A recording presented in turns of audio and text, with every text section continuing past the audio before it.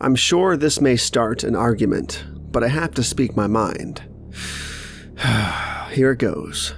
Elevated horror is a newly labeled, and nonsensically labeled for that matter, subgenre that has actually existed for decades, albeit under a different name. Allow me to expand on the subject. What people have now recently coined as elevated horror is actually what a certain facet of European horror is and has been for decades and decades and decades. This is not a brand new genre by any means. It's just suddenly been adopted by the masses as this new, hip, and trendy subgenre that is all the rage right now, as if it hasn't been in front of us for the better part of the last 50 years. The current version of the subgenre, now known as elevated horror here in the US especially, is actually just a relabeled existing subgenre known as art house horror, which originates from Europe. The films that are now produced within the subgenre are in and of themselves completely inspired by and influenced by that specific type of European horror. In order to try and clear the waters a bit on the matter, let me give you a few examples of recent art house horror, aka elevated horror as it's more recently been named.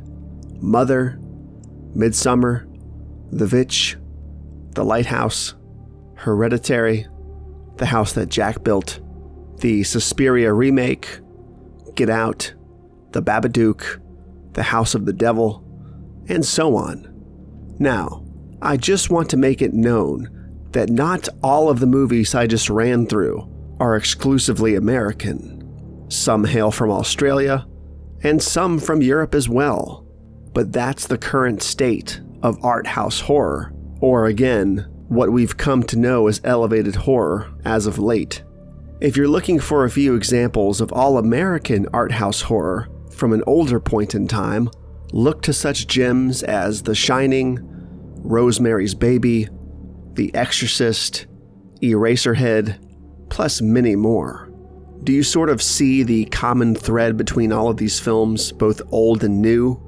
Moving on to the motherland of art house horror, though, are the true European art house horror films of old, with gargantuanly infamous titles such as the original Suspiria, The Iron Rose, Fascination, Satan's Blood, The Beyond, The Gates of Hell, not to mention an absolute ocean of other monstrous titles that are the flesh, blood, and backbone of art house horror, which I believe modern elevated horror simply cannot hold a candle to on its best day. But yeah, I think you now see the aforementioned common thread across all of these movies now, whether they be from decades prior or this year. Art house horror is a masterful subgenre of horror, and I think it's a shame that this elitist term of elevated horror is trying to hijack what once was, and still is, by attempting to lump these newer films into this supposed revolutionary classification of horror film that not only already exists, but continues to produce these films.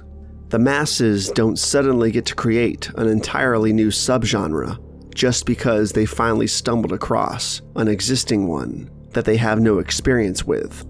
Elevated horror is not new or revolutionary, and to say that these newer projects are somehow separate from that original subgenre is a big slap in the face to a lot of people and a ton of fantastic films. I don't even like entertaining the idea that elevated horror is just a new subgenre within the art house genre. I've heard that argument too. Not because I despise categories or genre labels, but because art house horror already existed within horror as its own subgenre of horror. To say that the art house subgenre also has its own subgenre, known as elevated horror, is just stupid. They're not different entities.